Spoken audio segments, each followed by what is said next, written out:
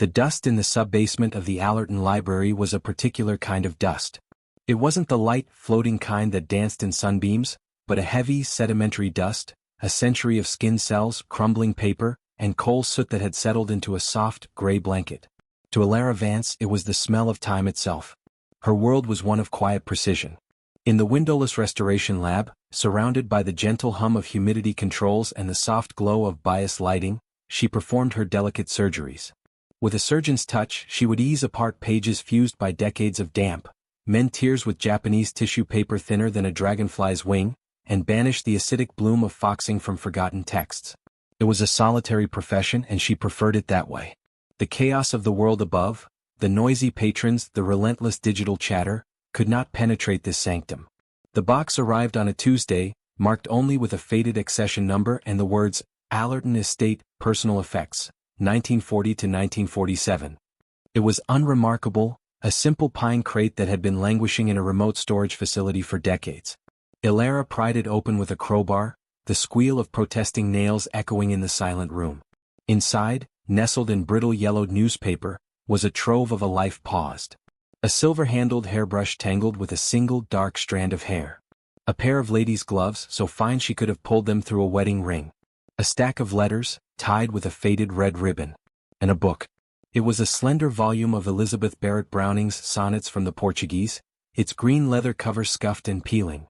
Elara picked it up with reverence. It was the kind of book she loved most, one that had clearly been loved itself. The spine was cracked in multiple places, and the pages were soft with repeated handling. As she gently fanned the pages, a small folded square of paper fluttered out and drifted to the floor like a falling leaf. Setting the book aside, she retrieved the paper. It was a letter written in a bold, elegant script with dark blue ink. My dearest the world outside is all thunder and fear, but my world is reduced to the space between these lines and you. I count the hours until I can see you again, until we can walk our path by the river. Remember our spot, where the old oak lays its hand upon the water. I've left a verse for you there, my love. A puzzle as you so enjoy. Follow the numbers, my darling. April 1st, 19. They lead to a treasure meant for your eyes only. Asterisk. Yours in all things. Elara's breath caught. The rawness of the emotion was a physical thing in the quiet room. 1940-1947. The dates of the box. This was from the war. A love story playing out against a backdrop of global chaos. She unfolded another letter, then another. They were all from me to I, all filled with the same passionate, slightly melancholic yearning, and all containing cryptic references. Mentions of the alignment of the three sisters at dusk, the cipher we devised, and always the numbers. Sometimes April 1st, 19, sometimes July 2nd, 18. They were coordinates of some kind, she was sure of it. And then she found the last letter. It was different. The script was the same, but the ink was blurred in places as if by tears or rain. And the message was chilling. He knows. God help me, he knows everything. Charles found the letters. He was in a fury I have never seen. He said such terrible things, about you, about us. He spoke of the old quarry, of things being buried that should never see the light. I'm afraid, my love. Truly afraid. If something happens to me, know that my heart is yours and the truth is in the numbers. Find the treasure. It is not what you think. It is the key to everything. Always. There was no more. The correspondence ended there. Elara sat back, her heart hammering against her ribs. A love affair, a secret treasure, a jealous husband named Charles, and a veiled threat of violence. This was no longer just a restoration project. It was a mystery, a door cracked open into a 70-year-old tragedy. Her first instinct was to go to the library's director, but something held her back. The rawness of the letters felt sacred, their secret too fragile for institutional hands. She spent the rest of the day meticulously digitizing each letter, her high-resolution scanner capturing every nuance of the script, every faint watermark on the paper. As she worked, she kept returning to the book of sonnets. It was the only object from I, the recipient. That evening, alone in her apartment with the digital copies on her screen, she began to work on the cipher. The numbers April 1st, 19. An alphabetical cipher was the most obvious. A equals 1, B equals 2. April 1st, 19 became das? That made no sense. She tried the sonnets. Page 4, line 1, word 19. She flipped through the physical book. Page 4 was sonnet 3. Line 1, and this, the shadow of the crown of love. Word 19 was love. Too simple, and it didn't fit the pattern of a location. Frustrated, she looked at the letters again. Follow the numbers, my darling. And then she saw it. In the first letter E had written, I've left a verse for you there. A verse. Not a word. She looked at the sonnets. Each sonnet was a poem. What if the numbers corresponded to the lines within a specific sonnet? But which one? She scanned the letters for a key. In the third letter E wrote, Your favorite, the 21st, is my favorite now, for it speaks of my silence. Sonnet 21. Her hands trembled as she turned to it. It began, Beloved, my beloved, when I think. She counted down.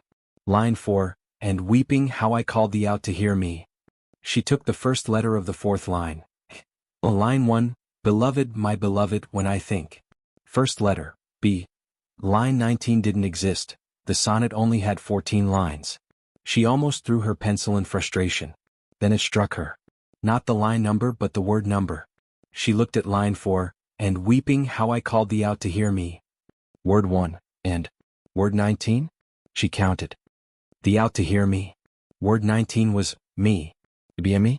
No, that wasn't right. She went back to the numbers. April 1st, 19. What if it was sonnet 4, line 1, word 19? But sonnet 4 only had a handful of words in its first line. She was missing something. The key was the book itself. She examined the spine, the end papers. And then in the faint light she saw them. Nearly invisible pencil marks, so faint they were almost ghosts. Next to sonnet 43, How do I love thee? Let me count the ways. Someone had written a tiny, precise key. Her pulse quickened. Sonnet 43. She read the first line. How do I love thee? Let me count the ways. She applied the numbers. Line 4. I love thee to the level of every days. Word 1, I. Word 19, she counted meticulously. The level of every day's / most quiet need by sun and candlelight. Word 19 was candle. A candle? That made no sense. Unless it was the first letter of each word. Ilteloides a jumble. She tried taking the first letter of the line itself. Line 4 started with I. Line 1 started with H. Line 19 didn't exist. She was about to give up when she realized the numbers might be a single reference. Sonnet 4 line 1 had only 8 words. Sonnet 1 line 19 didn't exist. What if the numbers were a single set? 4, 1, 19. A page number, a line number, a word number? She flipped to page 4 of the book. It was the start of Sonnet 3. Line 1, and this, the shadow of the crown of love. Word 19, she counted. The shadow of the crown of love. The 19th word was love. Again too simple. Exhausted, she closed her eyes. The cipher we devised, E had written. It was a personal cipher based on their shared book. She needed to find I. She needed to understand the context. The old oak by the river. The 3 sisters. These were local landmarks. This mystery wasn't just in the letters. It was buried in the very soil of Allerton. The Allerton Historical Society was housed in a grand, pillared building that had once been the home of the town's founding family. Elara spent her Saturday morning there, her mind still buzzing with numbers and sonnets. The head archivist, a kindly but perpetually overwhelmed woman named Brenda, pointed her towards the local geography section. Elara found maps of the Allerton River from the 1940s. She traced its winding path through the town and into the countryside. And there it was, about 2 miles outside the old town limits, a small illustration of a large tree labeled Widow's Oak. It was a known landmark, a place for picnics and rendezvous. Her heart skipped a beat. Where the old oak lays its hand upon the water. Next she searched for 3 sisters. It yielded nothing until she cross-referenced it with quarry. An old geological survey map showed the Allerton Quarry, abandoned even by the 1940s. And just to the west of it, 3 distinct, unusually shaped hills were labeled the Sisters. The alignment of the 3 sisters at dusk was a location. She then turned to the Society's genealogical records and newspaper archives. She searched for prominent families in Allerton during the war, looking for a couple with the initials E and C. It was like searching for a specific grain of sand on a beach. She tried Allerton Estate, the source of the crate. The records showed that the Allerton family had sold off most of their land in the 1950s. The last heir, a reclusive man named Alistair Allerton, had died childless a decade ago. Frustrated, she moved to the newspaper archives for the years 1945 to 1947, scanning for any mention of a scandal, a disappearance, or a murder. The microfilm word, blurring headlines about victory parades and returning soldiers. And then she found it. A small article from November 12, 1946, tucked away on page 6. Questions linger in disappearance of local socialite. The official inquest into the disappearance of Mrs. Evangeline Allerton, 24, has concluded with a verdict of accidental death, presumed by drowning. Mrs. Allerton, the wife of Mr. Charles Allerton, scion of the Allerton family, was last seen on the evening of October 28.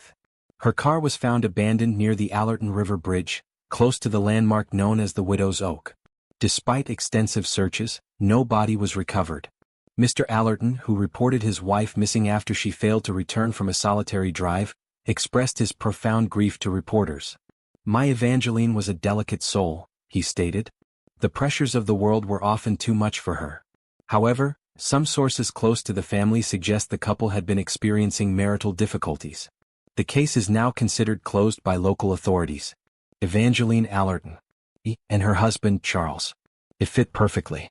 The delicate soul line made Elara's skin crawl. It was the classic dismissal of a troubled woman. And the location, the Widow's Oak. This was no coincidence. She quickly searched for Charles Allerton. He had never remarried. He had become something of a hermit, managing the family's dwindling assets from the old Allerton manor until his death in 1985. There was no mention of any other man, of a lover. Had been completely erased from the story. Elara returned to the library, the ghost of Evangeline Allerton now a constant companion. She felt a fierce, protective connection to this woman from the past. She had to find out what really happened. Back in the lab, she laid out the letters again, the newspaper article beside them. The final, fearful letter was dated October 25, 1946. 3 days before Evangeline disappeared. Charles had found the letters. He had threatened her. And then she was gone. Her work phone buzzed, startling her. It was the director. "Elara, could you come to my office? There's a gentleman here who would like to meet you. A potential donor." Puzzled, Elara tidied her desk and went upstairs. In the director's sleek, modern office, a man stood looking out the window. He turned as she entered, and Elara was struck by his presence. He was tall, with sharp, intelligent features and hair the color of polished silver. He wore a suit that was impeccably tailored but understated. His eyes, a cool, assessing gray, fixed on her. "Miss Vance," the director said, beaming. "This is Mr. Julian Thorne. He's the head of the Thorne Foundation. He's taken a great interest in our archival restoration program." Julian Thorne extended a hand. His grip was firm, his skin cool. "A pleasure, Miss Vance. Your director has been singing your praises. He tells me you are the best in your field." "Thank you," Elara said, feeling unnerved by his direct gaze. "I understand you're currently working on a collection from the Allerton estate," Thorne continued, his voice smooth and cultured. "A fascinating period in local history. I would be very interested to see your progress. The foundation is considering a significant grant to digitize and preserve all of the estate's papers, and your expertise would be invaluable." Elara's instinct screamed a silent alarm. The timing was too convenient. "The collection is still in the preliminary assessment phase," she said carefully. "It's quite fragile. All the more reason to ensure it's properly handled," Thorne replied with a thin smile. "I would like to personally fund your work on this project. Name any resources you need. I have a personal interest in the Allerton family history." The director looked ecstatic. Elara felt a chill. This was no chance encounter. Julian Thorne knew something. Julian Thorne became a persistent presence. He visited the library twice a week, always with a plausible reason, always asking subtle questions about the Allerton papers. Elara maintained a professional facade, showing him only the most mundane items from the crate, the hairbrush, the gloves, and speaking in generalities about the letters. She never mentioned the cipher or the murder. His attention, however, lit a fire under her. She began working late, long after the library had closed, the silence of the sub-basement her only accomplice. With the identity of E confirmed as Evangeline, she refocused on the book, on finding I. One night, she decided to try a different approach with the cipher. She took the numbers April 1, 19 and applied them to the physical book itself, ignoring the text. Page 4, line 1 of the page, the first line of printed text, word 19. It was still love. She sighed in frustration, running her fingers over the page. As she did, her thumb caught on an almost imperceptible roughness on the inside of the back cover. Holding it under the strong magnifying lamp, she saw it. The leather lining of the cover had been slightly slit, creating a hidden pocket. Her hands trembled as she used a pair of fine tweezers to reach inside. She pulled out a single, folded photograph. It was a picture of a young man and woman laughing, their heads close together. The woman was beautiful, with dark, intelligent eyes and a radiant smile, Evangeline. The man was handsome, with a strong jaw and a direct, confident gaze. He was in uniform. An American Army Air Force officer. On the back, in the same blue ink, was written, "My Isaac. October 45. Forever. Isaac. I was Isaac." Elara's eyes welled with tears. They looked so happy, so alive. This was the man Charles Allerton had threatened, the man Evangeline had loved. She immediately began searching military records for an Isaac connected to Allerton. It was a long shot, but with his first name and unit she had a chance. After hours of digging through online databases and cross-referencing with local deployment records, she found him. First Lieutenant Isaac Walker, a navigator with the 8th Air Force, stationed at a nearby airfield from late 1944 to mid-1946. He had been honorably discharged and there was no further record. He had simply vanished from public life after the war. The pieces were falling into a tragic pattern. A returning veteran, a love affair with a trapped socialite, a jealous husband, and a disappearance. 2 disappearances, really? Had Isaac met the same fate as Evangeline? Was he the thing buried that should never see the light? Armed with Isaac's name, she returned to the cipher with renewed vigor. The truth is in the numbers. She looked at the first set again, April 1st, 19. And then she had a revelation. What if it was a book cipher? The key wasn't just the sonnets, but this specific physical copy. What if the numbers referred to the position of letters on the page? She took sonnet 43, their key sonnet. She numbered every single character on the page, every letter, every punctuation mark, every space. It was painstaking work. For the first line, "How do I love thee? Let me count the ways. H equals 1, O equals 2, W equals 3, space equals 4, D equals 5, O equals 6, space equals 7, I equals 8, space equals 9, L equals 10, O equals 11, V equals 12, E equals 13, space equals 14, T equals 15, H equals 16, E equals 17, E equals 18, equals 19. April 1st, 19. The 4th character was a space. The first character was H. The 19th character was question mark. H. Nonsense. Desperate, she tried the opposite. She numbered the words on the page of sonnet 43, then took the first letter of each corresponding word. Word 4, the, T. Word 1, how, H. Word 19, she numbered all the words in the sonnet. Word 19 was ways, W. It W. Still nothing. She was missing the final piece. Follow the numbers, Evangeline had written. Maybe it wasn't about the text at all. Maybe it was a map reference. She plotted the numbers April 1st, 19 on a grid over a map of the area around the Widow's Oak. It pointed to a specific spot on the riverbank. It was a long shot, but it was all she had. The next day was Sunday. She drove out to the river, the map and the letters tucked into her bag. The Widow's Oak was still there, ancient and majestic, one massive limb indeed stretching out over the water as if in benediction. Using her map, she paced out the coordinates. It led her to a large, moss-covered stone nestled amongst the roots of the great tree. Her heart pounding, she tried to move it. It was immensely heavy, but after several minutes of straining, it shifted slightly. Beneath it the earth was soft. She dug with her hands, the cool, damp soil caking under her nails. And then, her fingers brushed against something metal. She pulled out a small, sealed brass box, green with verdigris but intact. It was heavy for its size. With bated breath, she pried it open. Inside, wrapped in oilcloth, was a stunning Art Deco brooch in the shape of a crescent moon, set with sapphires and diamonds. It was the treasure. But there was more. A small, leather-bound journal. She opened it. The first page read, "The log of Lieutenant Isaac Walker. If you are reading this, something has happened to me. And to Eva." Elara sat down heavily on the riverbank, the brooch glittering in her hand, and began to read the story of Isaac and Evangeline. Isaac's journal was a raw, unvarnished account. He wrote of meeting Evangeline at a library fundraiser in the spring of 1945, a whirlwind romance conducted in stolen moments. He described Charles Allerton not as a grieving husband, but as a cold, controlling man who saw his wife as a possession. Evangeline was terrified of him. The treasure was not just the brooch, a family heirloom Charles had given her and which she despised. It was a trove of documents Evangeline had secretly copied. Charles, it turned out, was not just a wealthy idler. In the chaotic aftermath of the war, he had been involved in a lucrative, illegal trade of stolen art and gold, smuggled through his import-export business. He had murdered a business partner who threatened to expose him and buried the body, and a cache of the stolen goods, in the old quarry.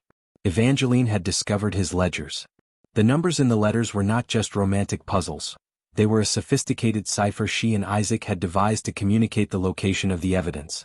April 1, 19 was the first set of coordinates for the quarry cache, based on a grid they had overlaid on a local map. The three sisters were the key landmarks for triangulating the spot. The journal's final entries were a frantic record of their plan. They were going to take the evidence Isaac had compiled, Evangeline's copied ledgers, a map to the quarry, and go to the authorities. They were to meet at the Widow's Oak on October 28. Isaac waited all night. Evangeline never came. The next day he saw the newspaper. Devastated and knowing Charles would come for him next, he hid the evidence, the brooch as proof and his journal, in the box by the oak. He then fled Allerton, changing his name and disappearing, a broken man, forever wondering if he could have saved her. Elara closed the journal, tears streaming down her face. She knew now what had happened. Charles had killed Evangeline and made it look like an accident. He had discovered her betrayal and silenced her. The long-forgotten murder was Evangeline's. And the buried treasure was both the stolen war loot and the truth itself. She drove back to the city, the weight of the past heavy on her shoulders. She had to go to the police. But with what?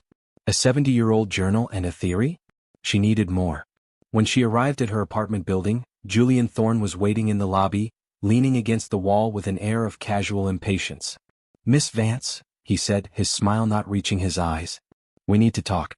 I believe you have something that belongs to me." Elara's blood ran cold. "I don't know what you mean." "Let's not play games," Thorne said, his voice dropping to a low, dangerous purr. "The Allerton papers. Specifically, the letters and anything else you may have unearthed. The brooch is a particular family heirloom I've been seeking." "Family?" Elara whispered, the realization dawning. "Charles Allerton was my grandfather," Thorne said. "A difficult man but family nonetheless. He spent his life rebuilding what was lost after my grandmother's tragic accident. Her disappearance tarnished the family name. Those letters, that journal you found by the river, they contained slanderous lies concocted by her lover, a desperate man trying to justify her running off with him." "He didn't run off." Elara shot back, her fear turning to anger. "Your grandfather murdered her. And he murdered his business partner. It's all in Isaac's journal." Thorne's face hardened. Isaac Walker was a delusional soldier suffering from battle fatigue. His journal is the ranting of a madman. The police investigation was closed. The case is dead. Now give me the items. "No," Elara said, surprising herself with her own firmness. "The truth isn't dead. Evangeline deserves justice." Thorne took a step closer. "Justice is a luxury, Miss Vance. Legacy is what matters. My foundation, my reputation, are built on the Allerton name. I will not let you dig up the bones of a scandal and destroy everything. This is your last warning. Give me the materials and the grant to the library will be 10 times what I originally promised. Refuse and I will destroy your career. I have the resources to make you unemployable, to have you declared unstable. A librarian obsessed with a dead woman, forging documents for attention." He turned and walked away, leaving Elara shaking in the sterile lobby light. He was powerful, connected, and ruthless. He was his grandfather's grandson. Back in her apartment, she locked the door and leaned against it, her mind racing. He knew about the journal. He must have been having her followed. She was in over her head. She looked at the photograph of Isaac and Evangeline, their young, hopeful faces. She couldn't let their story be buried again. She couldn't go to the local police. Thorne likely had influence there. She needed irrefutable, physical evidence. She needed to find the quarry. According to Isaac's journal, the cache was buried near the eastern wall of the main quarry pit, aligned with the three sisters at dusk. The numbers July 2, 18 from one of the later letters gave the precise depth and distance from a specific rock formation. The next morning she called in sick. She packed a small backpack with a trowel, a flashlight, the journal and her phone, and drove to the old Allerton quarry. It was a desolate place, overgrown with scrub, the deep, water-filled pit a stark blue against the gray rock. Finding the rock formation Isaac described was difficult, as the quarry had changed over 70 years. But after an hour of searching she found it, a distinctive spear-shaped pillar of rock. Using the journal's instructions and the cipher from the letters, she paced out the location. It was a spot near the edge of the pit, covered in loose shale. She began to dig. The work was hard, the ground rocky. Sweat poured down her back. After digging a hole about 2 feet deep, her trowel hit something with a solid, metallic clunk.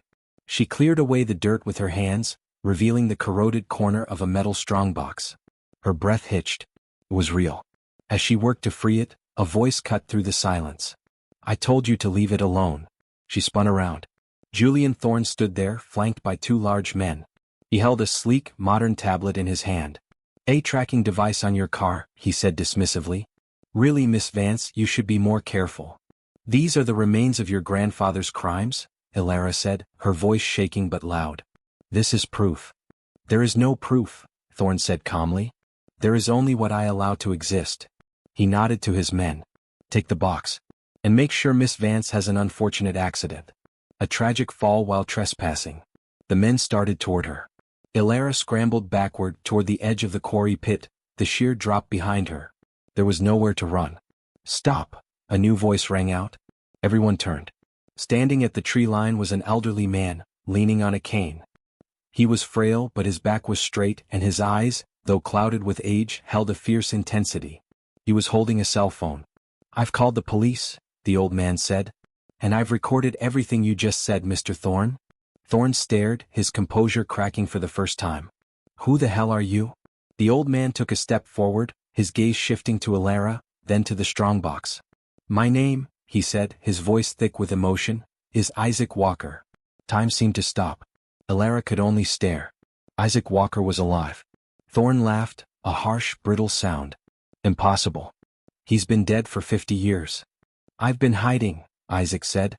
"Living under a name I chose for myself. The war taught me how to disappear. When I saw the news this morning, a local librarian digging up the Allerton past, I knew I had to come. I knew someone had finally found the truth." He looked at Elara. "You found Eva's letters." The sound of sirens wailed in the distance, growing rapidly closer. Thorne's men looked nervously at their boss. Thorne's face was a mask of pure fury. He calculated his options for a moment, then spat on the ground. "This isn't over." He and his men turned and melted back into the woods just as 3 police cars skidded to a halt at the quarry entrance. 6 months later, the story was the talk of Allerton. The strongbox had contained Charles Allerton's ledgers, detailing his smuggling operation, and the personal effects of his murdered partner, including a signet ring that was found with the skeletal remains uncovered in a subsequent excavation of the quarry. Julian Thorne was arrested on charges of attempted kidnapping, coercion, and obstruction of justice. The scandal dismantled his foundation and his reputation. But for Elara, the Real resolution was quieter. She stood with Isaac Walker, the real Isaac, now using his own name, at a newly installed headstone in the Allerton Cemetery. It read, Evangeline Eva, Allerton. Beloved. 1922 to 1946. Finally at peace. The Historical Society, with Elara's urging and evidence, had petitioned for the marker. The accidental death verdict had been officially overturned. "I never stopped loving her," Isaac said softly, his gnarled hand resting on the cool marble. "I lived a whole life, but a part of me was always here in 1946, waiting by that oak tree." "You gave her a voice," Elara said. "Your journal, it saved the truth." "No, my dear," Isaac turned to her, his eyes full of a profound gratitude. "You did. You were the archivist who restored more than just paper. You restored a life. You restored our story." He handed her a small, wrapped package. "I want you to have this." Inside was the green leather copy of Sonnets from the Portuguese. "I can't," Elara breathed. "Please," Isaac insisted. "It led you to her. And to me. Some stories are meant to be kept and some are meant to be passed on. This one is yours now." Back in the library's sub-basement, the world was once again quiet. The dust still settled in the same, slow way. But something had changed for Elara. The past was no longer a silent, brittle thing to be preserved behind glass. It was a living, breathing narrative full of love and loss, courage and cruelty. And sometimes, if you were very careful and very brave, you could reach across the years and set the record straight. She opened the book of sonnets, and for the first time she began to read them not as clues in a puzzle, but as they were meant to be read, as a testament to a love that, against all odds, had finally been heard.